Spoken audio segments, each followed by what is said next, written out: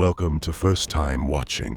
One of my absolute favorite animated movies from when I was young has to be The Great Mouse Detective. The beginning was maybe a little terrifying for a kid, which probably sparked my love for horror later in life. But this movie was, in my opinion, the peak of Disney's animation. So please like, subscribe, and hype up the video as we dive right into the movie recap and explain the ending of The Great Mouse Detective.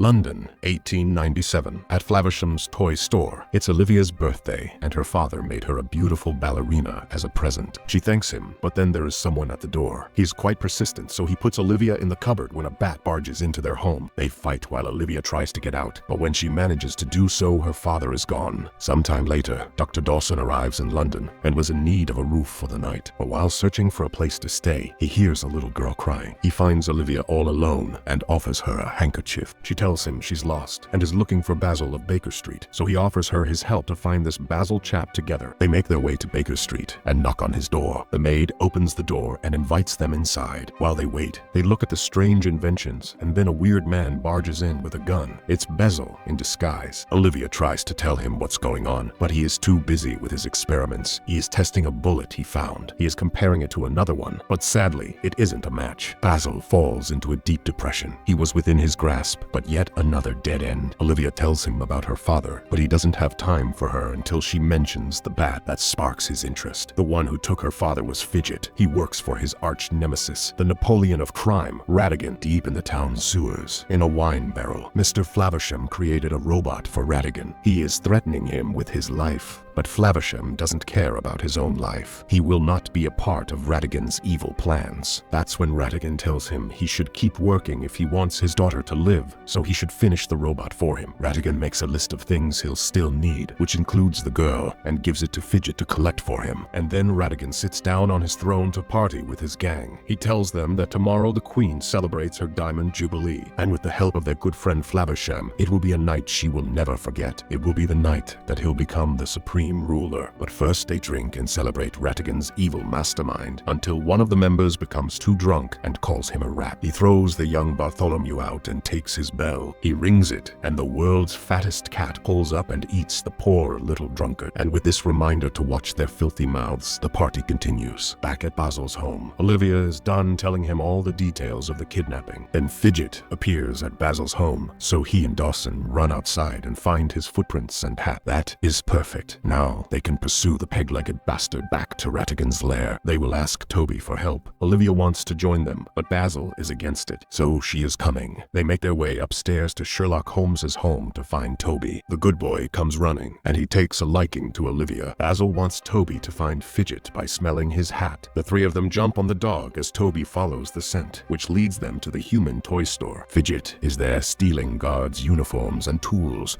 when he hears Toby, so he runs to hide, but accidentally drops his list. Basil finds Fidget's way of breaking into the shop, and they all go in after him. They sneak around the store until there is loud music. Olivia turned on one of the toys, which infuriates Basil. He then finds footsteps that lead to the soldiers that had been stripped of their uniforms, and finds other toys that are missing their clockwork mechanisms, and that's when Dawson finds the list. Music starts playing. Multiple toys suddenly move, and Olivia gets distracted by bubbles and sees a little baby's crib. She looks inside. It's Fidget. He throws her in his bag and uses toys to shake off Basil and Dawson. Since his exit is blocked by Toby, he escapes through a window in the roof, which leaves Basil to look like a fool. Basil is annoyed and angry that he lost both Fidget and the girl, and he blames Dawson for not watching her. But Dawson already puts himself down enough for losing her, so that gets Basil right back to thinking. Dawson takes out the list, and that's precisely what they need. Ratigan shows Flaversham that he has his daughter. That's just the motivation he needs. They are happy to see each other again, but Ratigan takes her away from him again and tells the toy maker they'll take good care of her as long as they have no more delays. Fidget shoves Olivia in a bottle while Ratigan checks out the stuff, but then Fidget notices he lost the list, so he tells Ratigan what happened with Basil. Ratigan nearly explodes from anger, but manages to restrain himself and takes Fidget to his cat as Ratigan tries to contain his migraine. The cat uses Fidget as candy, but Fidget still holds some value, so he may live. At Baker Street, Basil researches the piece of paper, and after a closer inspection, inspection and some experimentation, he manages to deduce that this piece of paper was acquired at a shady pub somewhere where the sewer meets the water. So him and Dawson dress up to fit in and make their way to the rat trap. It's filled with people from Ratigan's gang, so Basil and Dawson try not to stick out, but the entire bar falls quiet after Basil asks the barmaid if she could point him in the direction of an old friend of his, one Ratigan. She tells him she never heard of him, and then some pinup model takes the stage. She distracts everybody, especially Dawson. Basil notices that the bartender drugs their drinks. The maid brings them their beers, but Basil doesn't manage to tell Dawson in time. Fidget stumbles into the bar. It's their lucky day, except for the fact that Dawson is already up on stage with the saucy ladies, and when he falls off onto the piano, the angry piano player accidentally starts a bar brawl. Basil uses the confusion to follow Fidget through a secret hatch behind the bar. They follow him into the pipes, all the way to Ratigan's lair. They spot Olivia in the bottle, so Basil runs over and tries to open it. But it isn't her, it's Fidget who is cosplaying her. Ratigan arranged for them to come, and his entire gang laughs at him as they finally beat the great Basil. He has set up the most elaborate trap possible. He used all the weapons he could think of at the same time and arranged for them to go off as the song ends. Fidget and the gang have all dressed up in English Queen's Guards uniforms, and Flavisham has finished the robot just in time. Before leaving, Ratigan tells Basil he has an important appointment at Buckingham Palace, so he sadly can't stay. At Buckingham Palace, the Queen is getting ready for her jubilee when Ratigan's gang takes over from her normal guards. They bring in a present to her personal chambers, and they open it. It's an exact replica of the Queen. It comes to life as the guards grab the real Queen. Flavisham is controlling the robot, and Ratigan commands the guards to take the Queen away. Back at Ratigan's lair, Basil is down in the dumps. Dawson attempts to set him straight because the Queen needs him. Basil has a great idea. They could just set the trap off now. Why wait? As the trap starts going, he calculates what they need to do. He sets off the trap, manually catching the little ball, which makes it so that they shoot out of the trap and land just in time to catch Olivia. Meanwhile, at the Jubilee, the robot takes the stage. She calls Ratigan to stand with her and gives him power over the country. Basil calls Toby. They need to move quick because Fidget is taking the Queen to the balcony to feed her to Ratigan's cat. Basil arrives just in time to grab the Queen, and Toby scares off the cat. Ratigan abuses his power to raise the taxes on his subjects, but then the robot insults him and starts fighting him. Basil is behind the controls and calls him a filthy sewer rat. They move in to apprehend him, but Ratigan manages to grab Olivia and escape via the balcony to his blimp. Basil collects balloons and creates a hot air balloon to catch up with the rat. Ratigan tries to outspeed them, but Basil's balloon is quicker. Fidget suggests they should lighten the load to speed up, so Ratigan throws him overboard. Basil jumps from his balloon to Ratigan's, which distracts him long enough for them to crash into the clock tower. There, Ratigan sneaks up on Basil, but Olivia bites the rat, and Basil puts Ratigan's cape between the gears and takes Olivia up to the clock. Ratigan is angry and embraces his rat powers to catch up to them. Just as Dawson and Flavisham grab Olivia, Ratigan pushes Basil and himself over the edge, and they land on the clock hands. He uses his claws to overpower Basil, and he slams Basil off of the clock hands, but he is not dead yet. He caught onto Ratigan's blimp. As Ratigan checks, the clock rings, which makes Ratigan fall, and he grabs onto Basil. They both fall, but luckily, Basil held onto a rotor of the blimp, which he uses to stay afloat. They saved London from Ratigan's reign, and the Queen praised Basil and Dawson for their heroics. Flavisham and Olivia also thank Basil and Dawson for their help. They have to go now. And finally, Dawson says his goodbyes, but Basil actually quite liked the company. There is a knock. A lady came to ask Basil for help. That's when Basil swoops in and introduces Dr. Dawson, his partner.